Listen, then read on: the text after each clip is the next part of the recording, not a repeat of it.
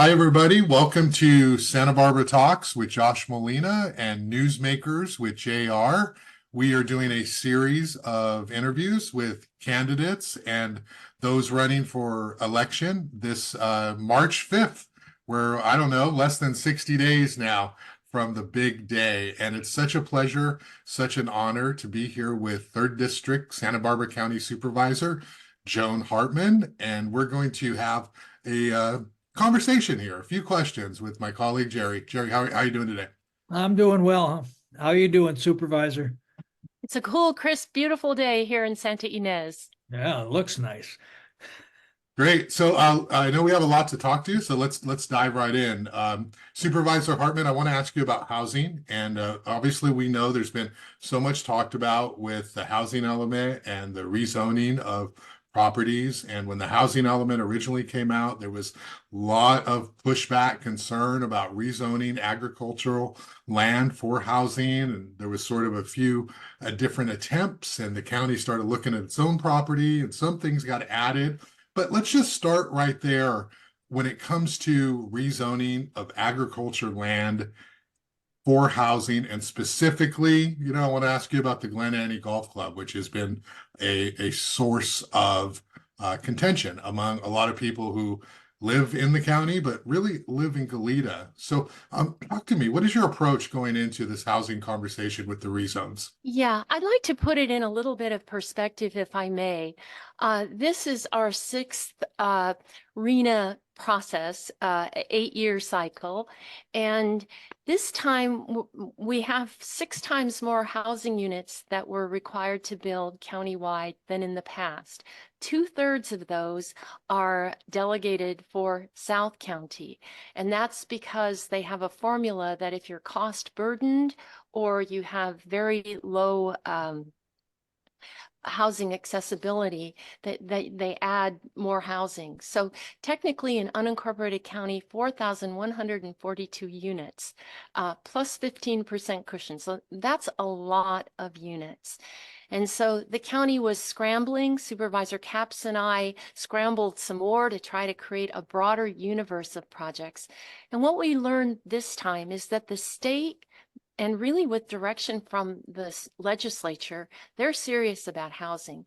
And so in the past, it's been something you could rezone as an exercise and really didn't have much follow-up. This time, any property that we propose to rezone, we have had to demonstrate to the state that actually could be built within the next 8 years and that the owner is interested in building. So typically we want to do infill, but the problem with infill is that often in commercial areas, there are long-term leases on those properties. So 40, 50-year leases. And so you can't really guarantee, we couldn't convince HCD that those properties would really be built out in the next 8 years. So we're planning already now in a number of different ways to get ready for the 7th, the next RENA cycle. But housing is the #1 code red issue in our county.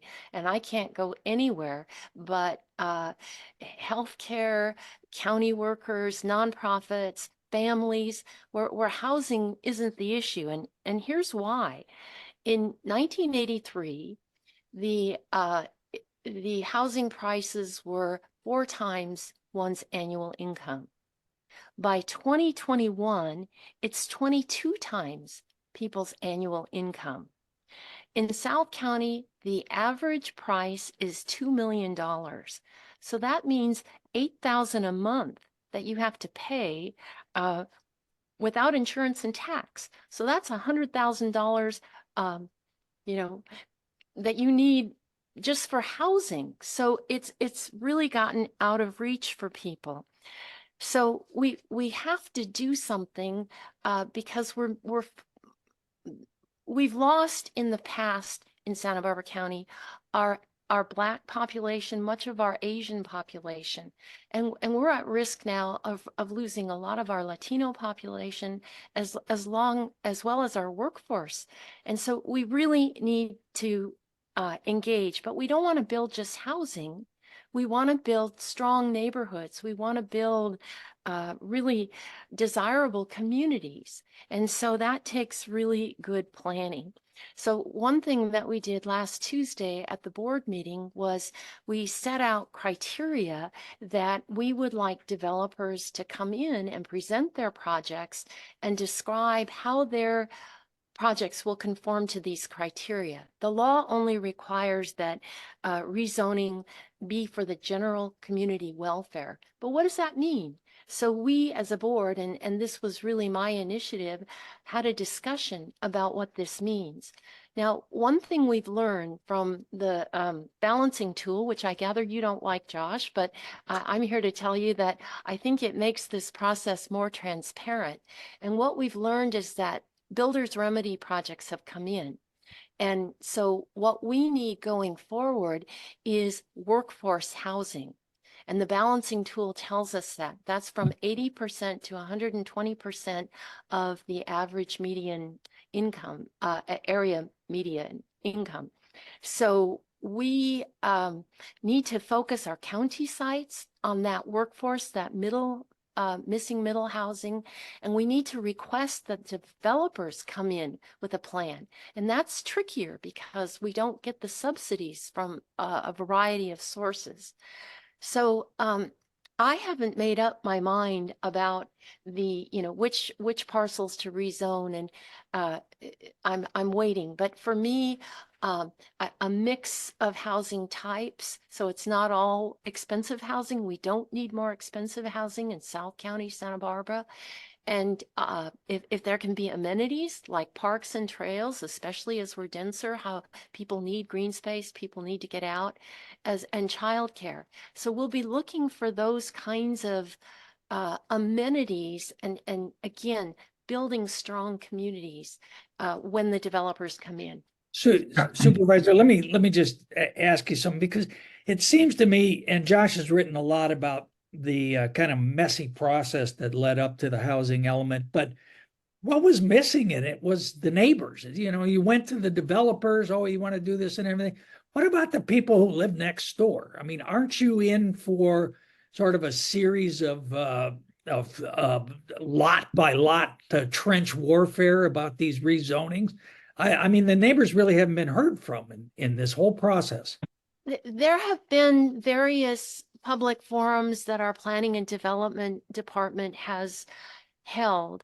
I agree that indeed I would have liked a more robust public process. We were put in a bit of a bind. We didn't realize when we started all of this how demanding HCD was. We were kind of anticipating the way it's been done in the past. So there was a lot more back and forth to actually prove to them, provide evidence that these rezone candidates could actually feasibly be rezoned over the next 8 years. And that kind of took everybody by surprise, how onerous that process was. So the board was in a position, what do we do? Do we draw this process out, which opens us up to more builders remedy projects where we don't have any control, the board or the neighbors, and we face potential, the state will withhold grant opportunities for active transportation, and we don't know the full extent of what that would be. That hasn't been imposed. So we did have to short circuit the public process. We did everything that's legal and more, but in Santa Barbara, people generally expect more, and we didn't do as much as we would have liked to. I am, regarding Glen Annie, going to be convening a meeting and talking to people out there. I've been walking door to door and talking to people about it. I've received many emails and have responded, but I don't know exactly what the developer is proposing, and I'm eager to hear that, eager for the community to hear that. Whether we actually have to rezone Glen Annie, I really don't know. Yeah, and I just want to follow up one thing with the tool. It isn't as though I don't like the tool, but it feels as though, I mean, this is what happened. The county has approved the sites, And now you're asking the community to like do the puzzle piece of where could we do the units? And it just feels as though the sites are where the most important part of this process. And now people feel like they have a little bit of independence to say, oh, if we put them here, this is this many, if we take them away. But the real policy decision, is already made. And the fact that these sites have been identified. And the Glen Annie thing, Supervisor Hartman, the people of Goleta, I think everyone I talk to agrees with everything you said. We need more workforce housing. That's a fact. And anyone who says we don't is wrong. We do.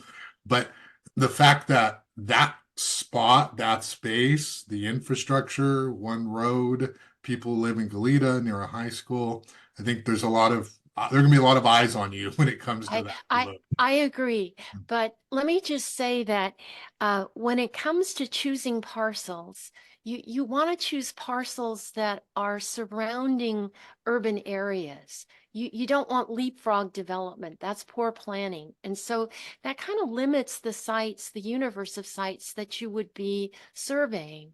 And then once you start to talk to the landowners, again, Supervisor Capps and I, we were calling, knocking on doors, doing everything we could. We did, in fact, get the university to commit to 750 units that count for faculty and staff. So that brought our number down. So we were out there, in addition to planning and development staff, trying to identify how do we broaden the universe. But it's already limited to some extent because you want it adjacent to urban areas. You want to avoid leapfrog development. Then you say, well, who's willing to be considered? And that further limits it.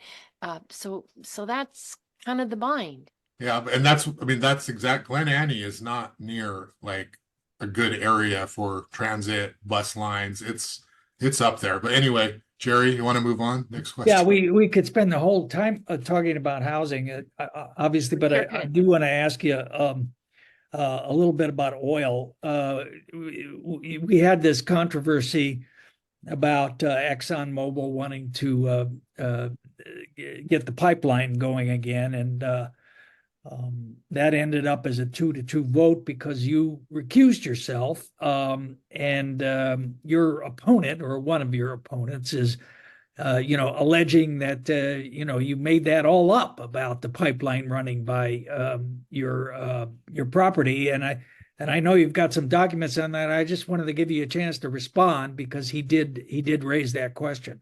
Yes, I thank you so much for allowing me to address that. And I sent you a map. It's on the Hanada Springs website, homeowner association, if others want to look, where the pipeline comes. It actually abuts the northeast corner of my property.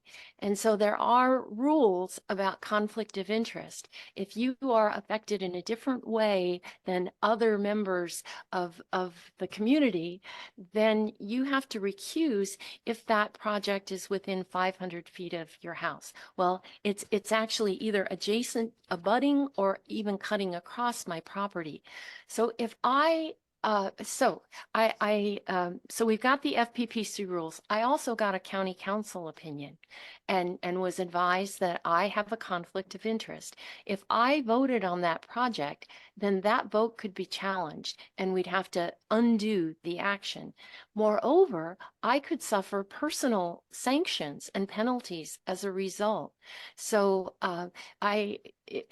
conflict of interest is a very important concept for public servants.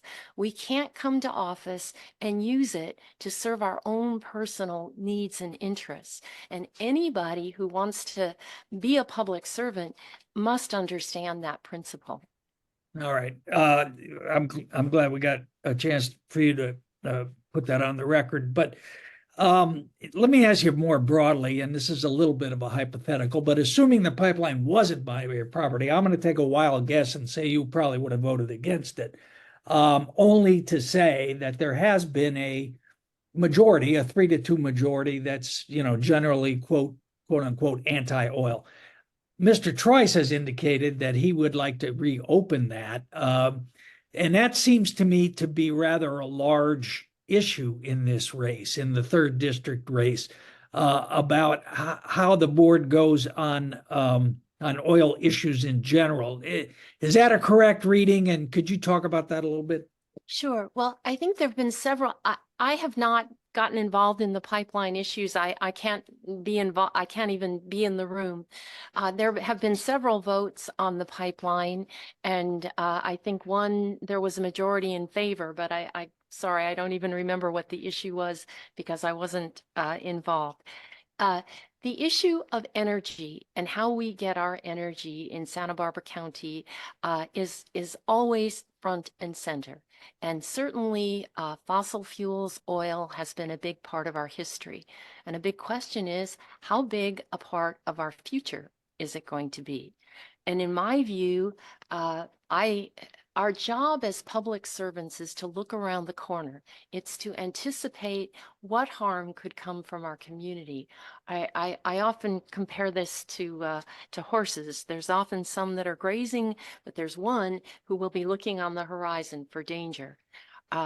When my first year on the County Board of Supervisors, we experienced a series of disasters. We had the Whittier fire, where 80 children mostly were at risk. We had a major bluff collapse in Isla Vista. We had the Thomas fire and debris flow. We also had El Cap Resort, another preliminary debris flow. So each and every one of those were exacerbated by climate change. It turns out that Santa Barbara and Ventura County, climate change isn't happening equally all over the globe. It's happening disproportionate faster here. And 2023 was the hottest year on record. So we need to transition. We need to wean ourselves away from fossil fuels.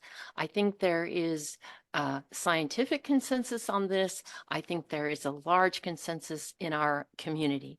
So the question is, what can we do to wean ourselves? Where do we go next? And I'm very proud that we got Community Choice Energy. We're now with the Central Coast Community Energy. They've reinvested $2 billion into renewable resource development, and we're set by 2030 to be all electric in the power that's delivered to us, and that's 15 years ahead of the state goals. When they wanted to expand the Elwood Peaker plant, a PUC decision said no, but even before that, we were working with Southern California Edison to say, can we use batteries instead? And I just had the opportunity to flip the switch at Gridstore, one of the several battery storage facilities that we have. Strauss Wind, that's in my district. That's just come up and running. Offshore Vandenberg will be the first pilot offshore wind project, and the leases have been let in federal waters. There is a lot of discussion in terms of our comprehensive economic development strategy about the Central Coast becoming a renewable energy mecca. In terms of Goleta and the South Coast, millions of dollars are coming to create a virtual power plant. Rooftop, parking lot, solar, battery storage, and all of this will be connected through AI and managed as a single power plant, all this distributed resources. So that's going to be a really ambitious and exciting project for the future. And that's going to be a lot of good jobs, and I'm working on that piece of it in other contexts. All right. Well, I got to say, when you talk about AI delivering my electricity, it makes me glad I'm old again. Let me ask you about cannabis, everybody's favorite issue, which has been very divisive. I mean, it seems to me that the original ordinance really screwed the pooch and was very divisive by trying to implant this industry into the county all at once.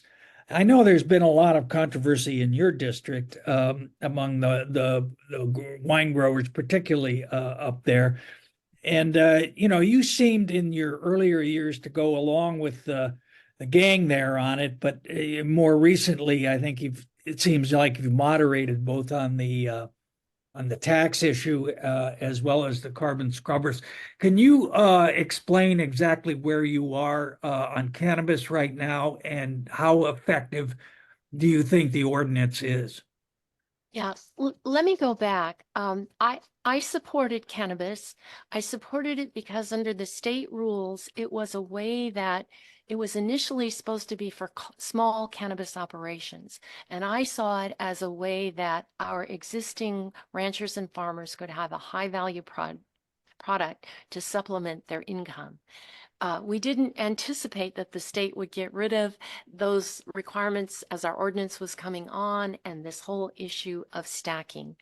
So, so I agree that a lot of things were changing and the ordinance wasn't ideal. There were 3 votes on the board without my vote for cannabis. One of the supervisors was very strongly supportive of agriculture, and although he was somewhat skeptical of cannabis, when it came to the vote, he simply saw rules about cannabis as the camel's nose under the tent for other kind of agriculture. So in a lot of this, you get what you can. And that's what I did. But I have led the effort initially to put caps on cannabis to stop the Wild West. I also led the charge on bans in what are called existing rural developed neighborhoods. Now we have conditional use permits, higher level permits that give the board greater discretion when cannabis projects come to us, and we can say that it doesn't fit within the context of the neighborhood. And the board very recently, we've got 3 people who said we're willing to reconsider the odor regulations. It's taken a long time to get to that point. And so I live in the midst of outdoor cannabis grows in the Santa Ynez Valley, and I experience, we only have 2 harvests a year, typically June and October, unlike Carpinteria where they're growing all year long in the greenhouses. But I'm highly sensitive. Not everybody is, but I am. So I appreciate and have been working very hard to get more odor controls around cannabis operations. Well, let me ask you specifically, do you think that carbon scrubbers should be required for the growers? I think it gets very difficult for an agency to tell private sector, this is the technology you could use, because then you're stuck with that technology as technology improves.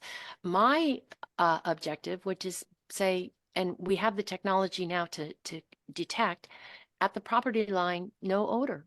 You get complaints and you have odor beyond the property line, then you've got to fix it. And however you fix it, that's your issue.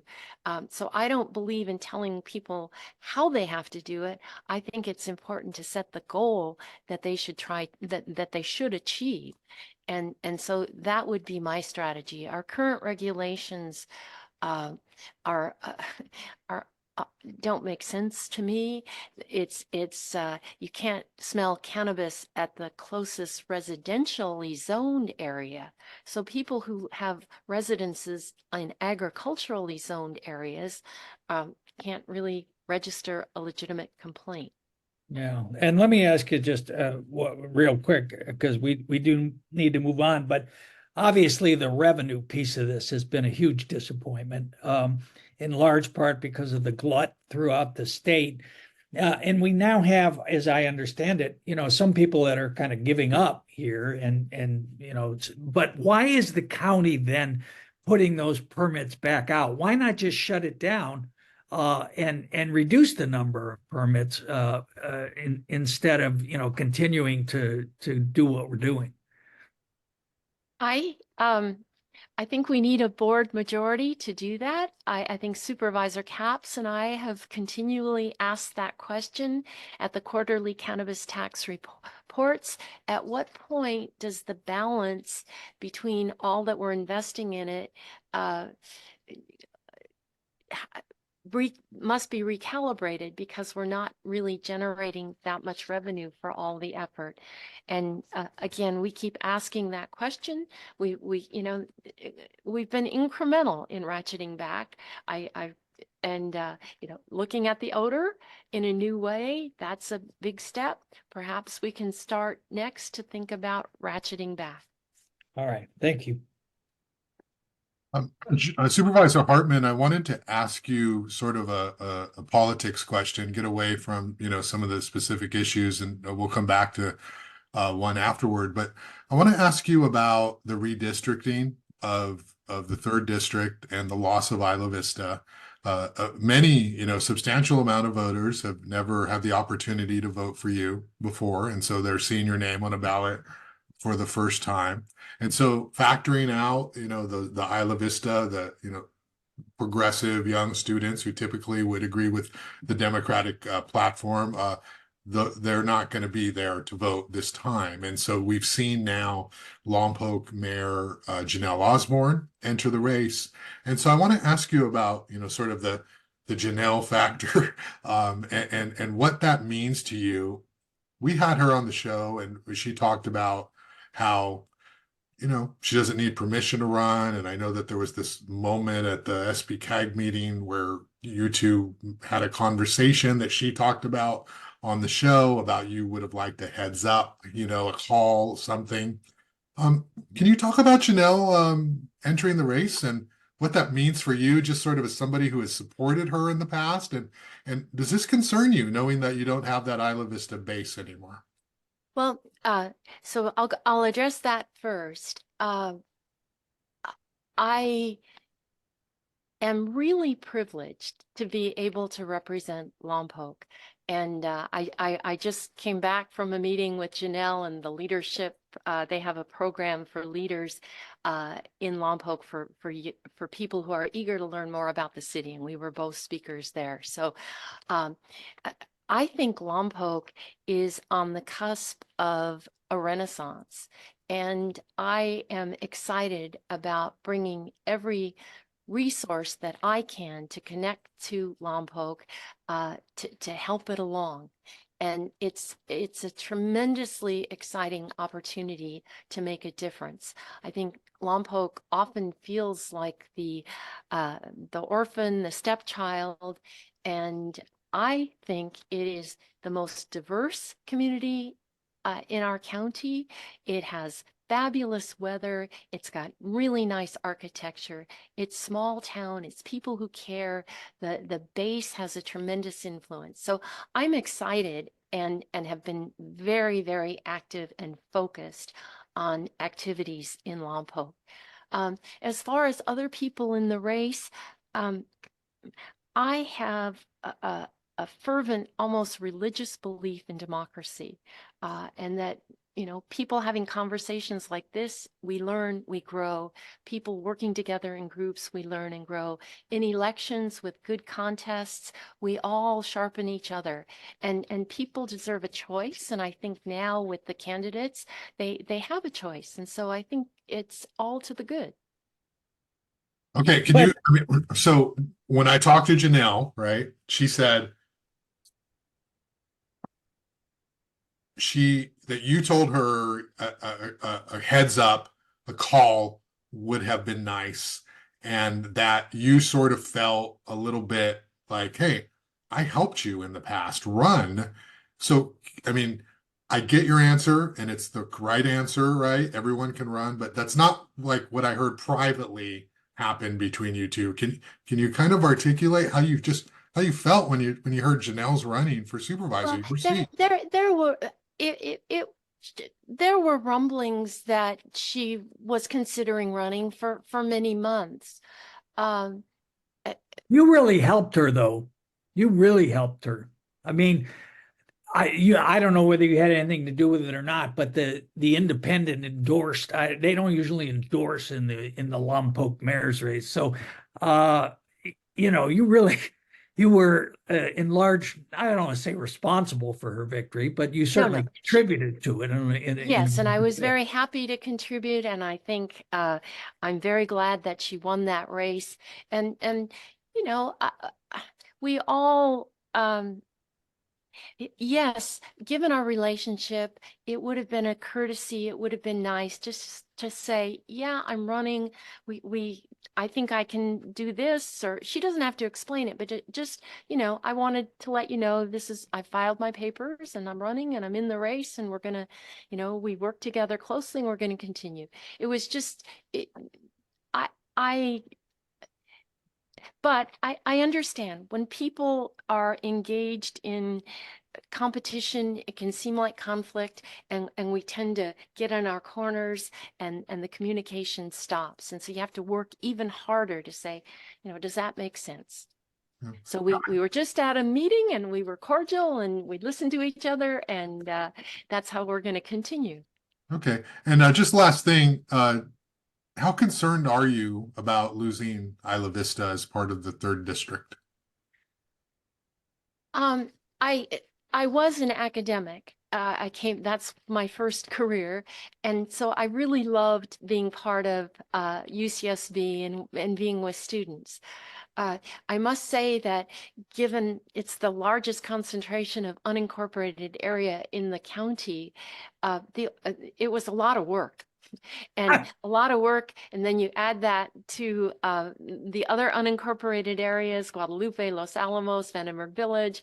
Uh, it so the district as it is now is this job is a lot of work, but it's a little more manageable. And again, when Guadalupe was in my district, I focused on it like a laser. I think we made some real difference there, and that's what I hope to do in Lompoc. Supervisor, let me ask you about another issue that's been much in the news, and that is this ambulance contract that you all went through a rather tortuous process to end up giving it to County Fire, and then AMR, who's had the contract forever, the private company, went to court to say the process was flawed, to say the least, and the judge agreed with him with a rather blistering opinion. What was that all about? I mean, I haven't gone and looked at see if you got contributions from county firefighters, but I'll take a wild guess you may have. But why did you kind of? I mean, it looks like you just did this on purpose as a favor to the county fire department, Yeah, and thank you, twisted the Jerry. process Yeah, around. thank you very much for the question. I have to tread on eggshells here because when matters are in litigation, our county counsel advises us not to talk about them. Oh, But you I, don't have to listen to but what lawyers say, believe me. well, if I say things, if I go too far, I could be a witness, called as a witness and deposed. So, but what I can do is say what I've already said in public, and that is this: the county had a 50-year exclusive agreement with the current provider, and when this came to the board, we said we really want to change this up a little bit. So we have two choices. Do we go with an exclusive agreement or do we go with a non-exclusive? State law and process kind of put us into those two boxes and processes by which we have to operate if we choose one box or the other. So our LEMSA, our local local emergency management system, strongly encouraged us to go through the process with an exclusive, and the board agreed. So the RFP is very constrained. And so we couldn't consider certain things in that RFP. We were precluded from considering costs. We were precluded from considering things like transparency about costs or deployment strategy. And we wanted certain kinds of innovations. When ambulance drivers are sitting there between calls, we want to create a community paramedicine program where ambulance drivers are out. If somebody's just come home from the hospital and they need to check to make sure they aren't going to fall, that they can provide these kinds of services so that it's a more efficient, effective system. When we got the result of the RFP, it was very disappointing. But again, it couldn't consider the factors that we thought were really important. So at that point, we said, let's go for a non-exclusive agreement. And we designed a process that we hoped would pass muster. It has not. So my sense is that we're going to try to figure out how to develop a non-exclusive system that will pass muster. So I believe that, let me just tell you about a personal experience. Last Christmas, my husband woke up very early in the morning, confused and not able to walk. We went to the Santa Ynez Valley Cottage Hospital, and they figured out that he had a sepsis. We waited there 9 hours, and his blood, and there were no ambulances available. They were understaffed that day. And so what would have been an interfacility transport and fairly routine, he started crashing, and they had to get a special nurse and could manage the blood pressure medicine and make it into a critical care ride because there weren't enough ambulances there. So I went and asked the fire chief and people, how don't we know how many ambulances are available anymore morning? And can't there be something where people fill in and make sure that we're at optimum levels? The current provider views this as proprietary, and we simply don't and can't know. I believe the public and the emergency responders and managers really, to deploy resources most effectively for our public, are entitled to that information. So that's about all I feel comfortable saying, because that's what I've said publicly in the board meeting before. Were you surprised that Mr. Bonta, the California Attorney General, decided to weigh in on this and say that this was not not a good process, to say the least? I would say that private ambulance companies have very strong representation in Sacramento, but that throughout our state, we see changes occurring. And San Diego would be one example. So the law and how to interpret the law is a little bit gray, and we got caught up in some of that. But now the state is asserting its authority. It may be, though, that the legislature is ready to make another clarification. They did that with the county of Sonoma in the past. Hey, there's your headline, Josh. Hartmann says state AG on take from ambulances.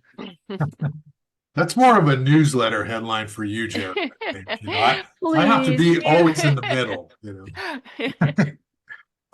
So Supervisor Hartmann, forgive me, this next question is going to be a little rambly, but I'm doing the best that I can. We had Frank Troise on the show. He's running for 3rd District Supervisor. And we had a conversation with him. I'm sure you've watched or listened to that episode. Only part of it. I'm sorry. It's been a busy week. Well, and it was kind of long. Yeah. You'll catch season 2. There's a lot of stuff that he says, and we're not going to ask you about all of them, but some of them. And one of the things that he says is that he has this sort of calculus that the election can be over on March 5th if you and the party chair, Darcel Elliott, endorses his revenues platform. He'll step out. And he goes a little bit further and says, he's been in talks with your campaign to do this, and Jenelle Osborne's campaign. So what do you make of this idea that he'll step out of the race if you endorse his revenues platform, and then March 5th it can be all yours or Janelle's or whomever's? What do you, are you in talks with him to get him to step out of the race? What is he talking about? Your guess is as good as mine. Okay, So so there that's a are no big conversations. no. That's a big no. There's no conversations between Dave King and your staff at all about this issue. Absolutely, emphatically not. I have met Mr. Troy or Troyce, I'm not sure which way to pronounce it, twice. And he came to my office and was proposing a major project that he wanted help with. Courted to run, but he was emphatically not running. And that's the last I have had any personal contact, or anybody in my campaign has had personal contact with him. Okay. You know, the other thing that he has said and has brought up is this woman, Karen Jones. And he's sort of having this, I mean, it is kind of an odd, and I told him that it's like this weird connection because she endorsed you 4 years ago, um, when you were running against Bruce Porter. And I guess later, as you know, many publications have reported, she was at the insurrection January 6th, and I believe she was arrested, and she's facing some kind of charges over this. And now he's sort of saying, "Look, who backs Joan Hartmann?" Can you talk about that? I mean, he sent me a video of her talking about why she endorses you. Is there any connection at all between Joan Hartmann and Karen Jones? Karen Jones ran against me in two races, my first race and my second race. And since my second race, I've seen her once in the grocery store where she told me she was hoping to move to Texas to be with her son. And I, you know, you think about January 6th and what I'll term the insurrection, and you look at the trials that have happened since. And for a lot of the people, they got caught up in a lot of the rhetoric and the heat and the election denial. And I feel really bad that we don't, that, to my way of seeing it, they're living in an alternative reality. And maybe they think that I am, but we're in a place in this country where people have such vastly different views of what's happening, and it's eroding trust, it's eroding faith in government, and worst of all, it's eroding faith in each other. And our society can't hold. We've really got to start rebuilding trust. I was just looking up every day when I get up, I think, how do I keep faith with the people who elected me? It turns out that about 70%, I think 67% of people still have faith in local government, but only 32% do in Congress.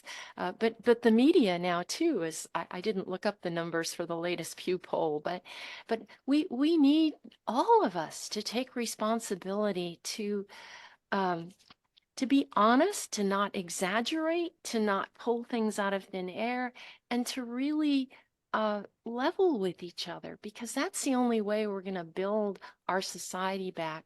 The center can't hold if we continue on this path. Did Karen Jones endorse you or not? She did my second, I don't, I think she may have in first race, I think she did. Second, I can't remember. I don't remember, but not this race for sure. Okay. All right. I know it's not the best to, you know, mention your opponent when being asked, but we're going to do it anyway. What do you think of Frank Troise? Because you know that he's got a lot of money, as I've reported, billionaire, multimillionaire. That's not going to be an issue for him, and he feels like he's got all the answers fiscally. And you know, if this were the previous district, right, it's a whole different story. I mean, you're clearly the favorite and going to win, but because Isla Vista is out of there, and then you got a couple other people potentially splitting votes. I mean, are you concerned about Frank Troise being in the race, or you're not really? Well, again, I think he offers people a choice. He has not lived He's been living in Singapore. He's not well known in the Santa Ynez Valley. He has not been someone deeply engaged in public service or even civic organizations. So he's not well known. If this were a Senate race or a national race, you could put out a lot of media stuff and maybe sway people. Here, I believe in local government. And I'm present. I'm there, and I've been delivering for my constituents. So we'll have to see. I can't answer that question.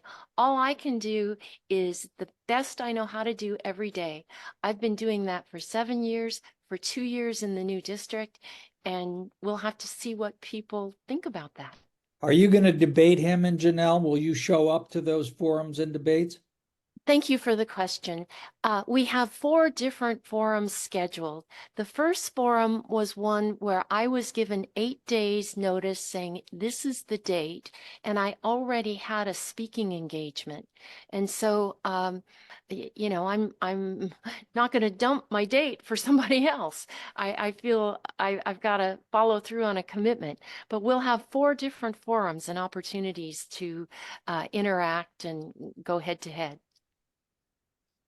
All right. Josh, can I just ask one more Yeah, thing? go ahead. Go You ahead. know, putting aside the specifics of his platform, whatever they are, you know, the county does have this kind of chronic finance problem. You kind of go back and forth.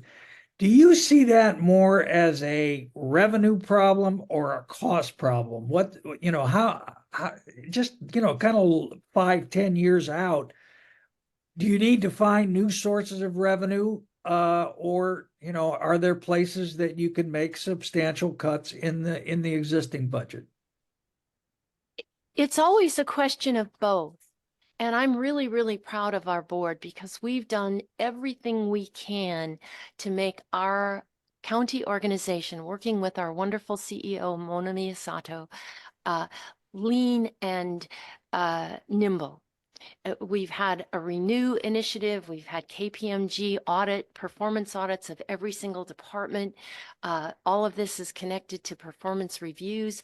We've invested heavily in IT, information technology to make our work more efficient and effective. The cannabis was one source of new revenue, but the county does need to think, how are we going to fund county efforts over time? But I think the bigger question is this: how is our county going to evolve? What's the future in terms of economic vitality? I early on started working with REACH in my old district, and they're a nonprofit. And the question was, with the closure of Diablo and all those good jobs in North County, what are we going to do? Well, this has been evolving with lots of studies and convenings and a growing MOU set of partners. But basically, where we're headed, and we just had a comprehensive economic development strategy published that is both with SLO County, Santa Barbara County, and many other partners. Where we're going is ag technology. Ag jobs are going to change radically. And we're not going to have so many people actually working in the fields. We're going to need people who can manage the machines, repair the machines, energy technology with all the wind that I described, aerospace technology. $600 million is going into Vandenberg Space Force Base over the next several years to upgrade that facility. On the public side, that doesn't even get into the space launch private, which are happening all the time. So the Central Coast is in these directions. We you know, looking around the corner, this is what we've got to get ready for. We don't have a workforce that's prepared for these kinds of jobs. What kind of skills does that workforce need? They need precision manufacturing.